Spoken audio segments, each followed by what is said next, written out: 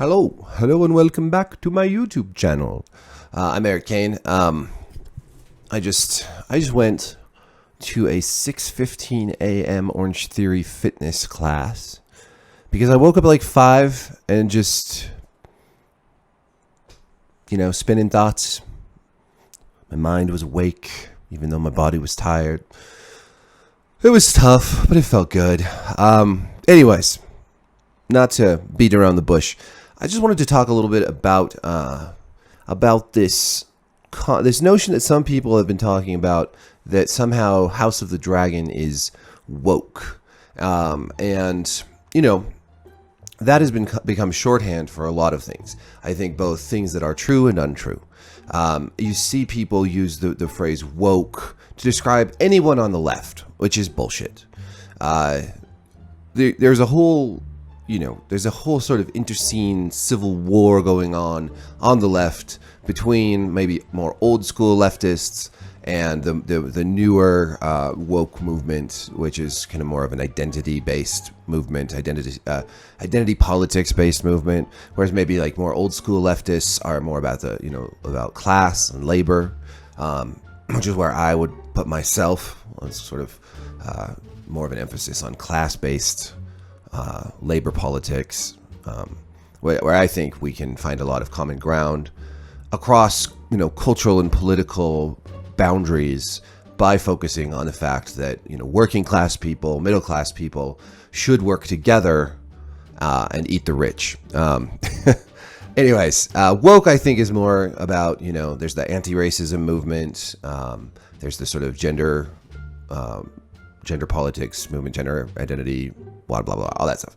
I'm not going to get into the specifics of it, but you've seen sort of that woke approach to questions of diversity and so forth, sort of becoming more common in media, in TV shows, and video games. And I would say that there are pros and cons to this. Overall, in the general, sort of quest to make the world a better place and a more human place and a more equitable place and to make life better for everybody, I think, obviously more diversity is better. I think that it's just handled poorly sometimes or without much thought. And so instead of getting real diversity, we just get sort of checked off boxes in a sort of tokenistic, quota style. So you get like a show like The Witcher that has diversity, but there's not really any sense of like, well, why are all these people in this one continent, in this medieval society, why do they look like modern day the United States of America? Whereas, in most medieval settings, there was obviously diversity. There were people from other lands that would travel through or emigrate to different places, but it was a lot less common than today, and there was something. It wasn't just like everyone was perfect and tolerant back then either. If you were a black person in Europe in the 12th century, you'd get a lot of stares. You probably wouldn't be treated as badly as black people were treated in the 20th century America, but you would be sort of an exotic figure, right? But there were, I was talking about this on Facebook the other day. Saint Maurice from the 12th century on was always portrayed in paintings and statues as a black man. Sir Morian of the Round Table is a black knight. Not like a black knight like from Monty Python, but a black man who is a knight. And even if Sir Morian and Saint Maurice were legendary figures, they came from somewhere, right? Clearly there were, and we've seen other depictions of black knights in historical art and whatnot. For instance, of course, the Moors, which is where words like Maurice and Morian come from. The Moors, the Arabic Muslim invaders of the Andalusian peninsula, Spain and Portugal and that whole area, were darker skinned, whether black or more brown. But there was for 800 years some invading, conquering force throughout that region, which is one reason why Spanish people have darker skin than English people. That, and there's more sun. But the point being that throughout history there have been black people in Europe. There have been examples of some form of diversity as trade and war and conquest have mixed things up over time. In House of the Dragon, that is like Game of Thrones. George R. R. Martin based that off of largely a medieval England, but also just sort of a medieval hodgepodge of European, and then, as you move east into the Free Cities and further east into like Slaver's Bay and whatnot, kind of portraying fictionalized versions of, the Middle East and Africa. And then there's Old Valyria, the Valyrian Freehold, all of that. So in House of the Dragon, I think the reason people are saying it's woke is twofold. One, and we won't stay very long on this. One is the female characters, the strong female characters, right?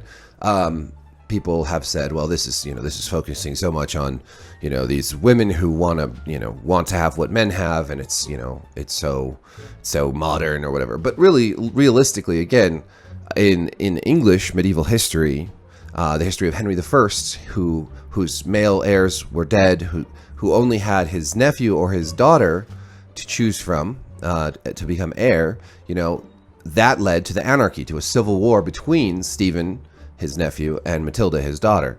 And that question of succession, based around a patriarchy, is a historical reality. I mean, that's just what happened in our past. And so House of the Dragon is riffing on that idea. And that's what Martin wrote Game of Thrones as a War of the Roses allegory, and then House of the Dragon and the whole like Fire and Blood like fake history is based on the history of the Plantagenets. The Targaryens are analog for Plantagenet. The Norman invaders came and conquered England, just like Aegon the Conqueror conquered Westeros. And then out of, William the Conqueror, did I say that wrong? William the Conqueror from Normandy. Out of that stemmed the, 300 years of Plantagenet reign, which then fell apart and led to the War of the Roses and the Lancasters and the, whatever. I'm going to say Starks because I'm getting them mixed up, but you get the point. These are allegories. These are fictionalized versions, fantastical versions with dragons of real history. The second reason people say or claim that this is woke is they've seen pictures of black people in this show. Oh my God. Again, while I think shows like The Witcher, Wheel of Time, some of these other fantasies don't really put much thought into the diversity that they're employing in their shows. They just make it diverse, like modern day America. I think that House of the Dragon has actually done a much more thoughtful and interesting taken a more thoughtful and interesting approach to diversity. House Velaryon, which is Lord Corlys, played by Steve Toussaint, that house is from the Valyrian Freehold, just like the Targaryens. That's why they also have silver hair. But this particular house and people, and I'm going to just assume whatever region they came from in the Valyrian Empire was darker skin. Again, it's to the east. It makes sense that actually it makes more sense if the Targaryens were darker skinned because they were from the east also. Sorry, I don't know if you can hear, but I have a new puppy and he's whining because I have him in the side yard. It's a terrible fate. It's a terrible fate to be a dog who has to sit with the other dogs in a perfectly comfy side yard. Poor thing. I feel so terrible. He has escaped several times, but I figured out how he did it. He was going under the fence, not over it. So now he has been foiled.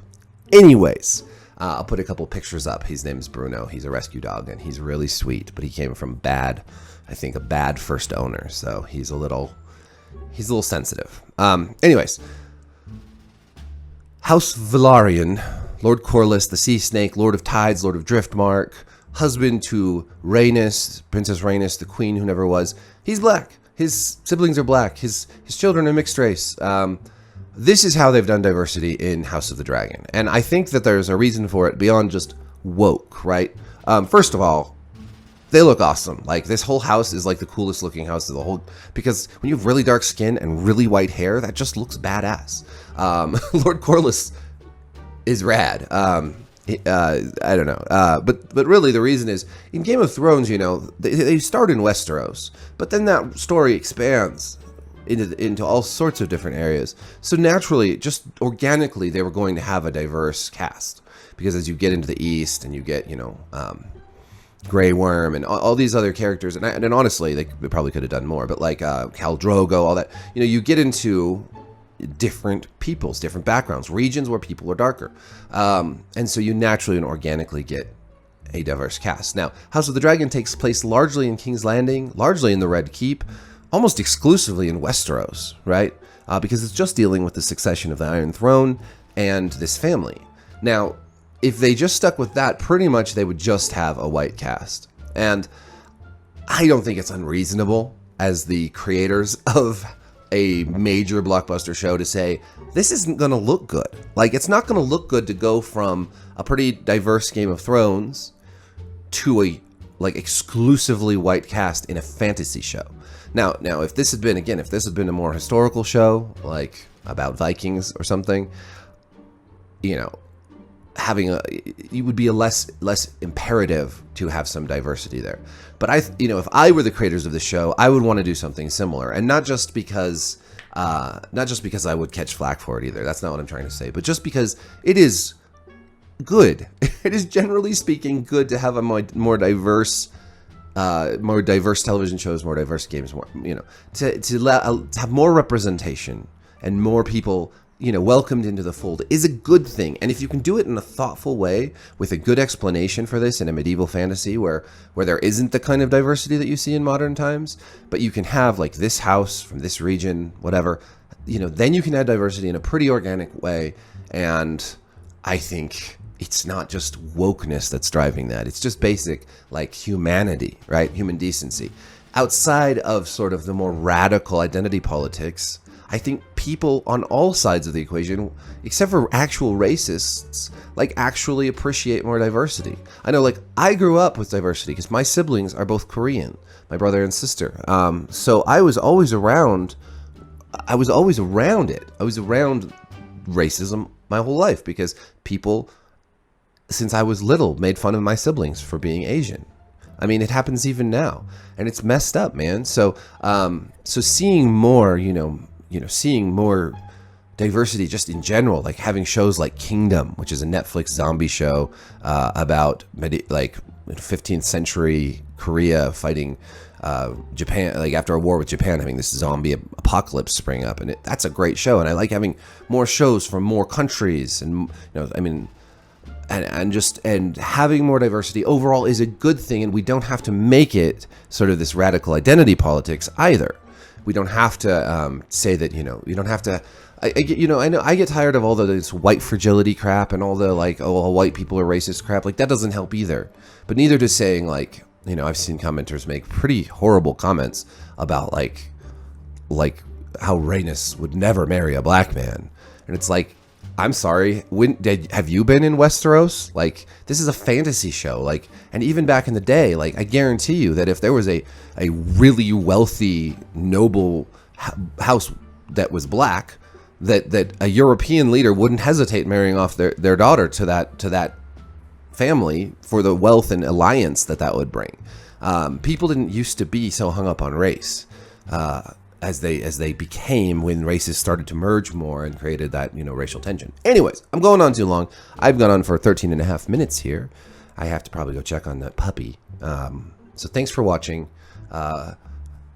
Much love and peace.